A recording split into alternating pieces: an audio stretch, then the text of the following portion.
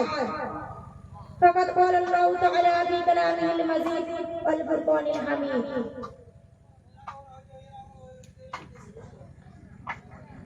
فأعوذ بالله من الشيطان الرجيم بسم الله الرحمن الرحيم أن يصلي على والديك صدق الله العلي العظيم النبي صلى الله عليه وسلم أو كما قال عليه الصلاة والسلام শুরু করছি সেই মহান রব্বুল আলামিনের দরবারে সমস্ত প্রশংসা সেই মহান রব্বুল আলামিনের জন্য যিনি মহিয়ান করিয়ান সর্বশক্তিমান অনন্ত অসীম জালিমের ভগবান সমস্ত সৃষ্টি বিদ্যার করে গুণগান যার বিনা অনুমতিতে চন্দ্র সূর্য তারকারা বিরোধিত হয় না অস্তিত্ব যায় না মুক্ত ভালোবাসার সহিত বলি তার প্রশংসা হামদ ও সালাত সকলে আমরা সন্দেহ কণ্ঠে বলি আলহামদুলিল্লাহ অনন্ত অসংখ্য দরুদ ও সালাম প্রেরণ করি সেই মহান মানবের প্রতি যিনি আগমন করেছিলেন সেই বিশ্ববাসী করুণার প্রতীকের পথে দিশারি আলামিন সাদি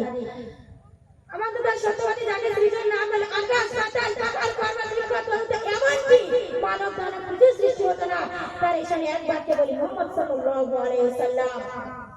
অতঃপর আমাদের এই অনুষ্ঠানে সুনামধন্য মহামান্য সম্মানীয় সভাপতি সাহেব এবং মঞ্চে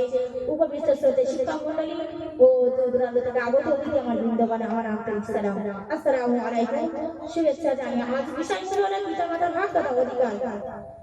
সম্পর্কে কুরআন হাদিস থেকে কিছু আলোকপাত করতে চাই পিতামাতার হক তথা অধিকার সংক্রান্ত গ্রন্থে হযরত মুহাম্মদ সাল্লাল্লাহু আলাইহি ওয়াসাল্লাম সেই অমূল্যবান করে স্মরণ করে যায় হযরত উমর রাদিয়াল্লাহু আনহু বর্ণনা করেন বলে ইয়া রাসূলুল্লাহ হুমা জান্নাতুকা ওয়া নারুকা এক ব্যক্তি হুজুর সাল্লাল্লাহু আলাইহি ওয়াসাল্লামকে জিজ্ঞাসা করলেন তোমার পিতামাতা জীবিত আছে কি বলে রাসূলুল্লাহ সাল্লাল্লাহু আলাইহি ওয়াসাল্লাম সেই ব্যক্তি বললেন যে জীবিত আছে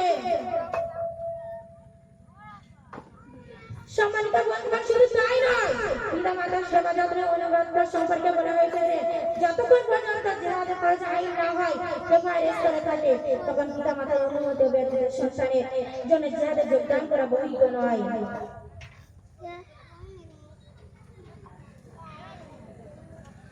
আব্দুল্লাহ ইবনে আদানের মতো বর্ণনা করে ইন্না রাজুলান ক্বালা ইয়া রাসূলুল্লাহ মুহাম্মদ ওয়ালিদাইনি ইন্নী ওয়ালি জিহাদ যাইনাই ব্যক্তি হুজুর সাল্লাল্লাহু আলাইহি ওয়াসাল্লাম নিকট জিহাদের অনুমতি চাওয়ার জন্য উপস্থিত হয়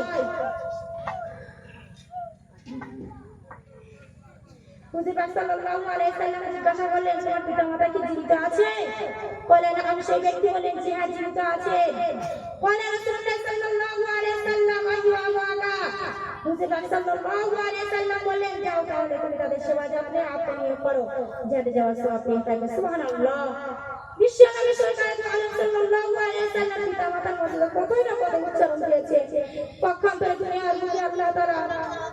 ইসলাম ও তার বর্তমান কতই নির্দেশনা দিয়েছেন পিতামাতার অধিকার সংক্রান্ত পবিত্র কোরআনে বলেছে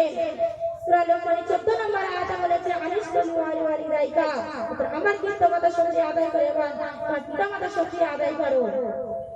হযরত আবু হুরায়রা রাদিয়াল্লাহু আনহু বর্ণনা করেন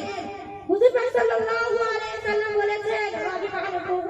ওই ব্যক্তি হতভাগ্য লাঞ্ছিত অপরাস্ত قال قيل من يا رسول الله হুজুর সাল্লাল্লাহু আলাইহি ওয়াসাল্লাম জিজ্ঞাসা করলেন কে আমার হতভাগ্য অপরাস্ত قال رسول الله صلى الله عليه وسلم من أدرك وعلى ذيله والغير أو أحدهما ثم لم يدخل الجنة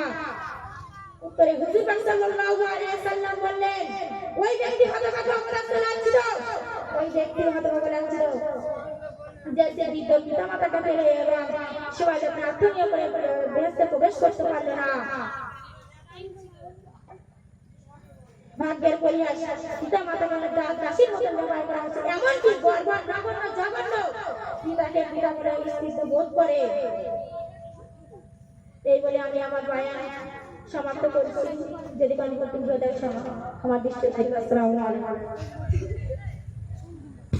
আলহামদুলিল্লাহ বক্তৃতার পর্ব শেষ হয়ে গিয়েছে এখন গঠনের চারজনা ডাকবো নাসরিন রূপসা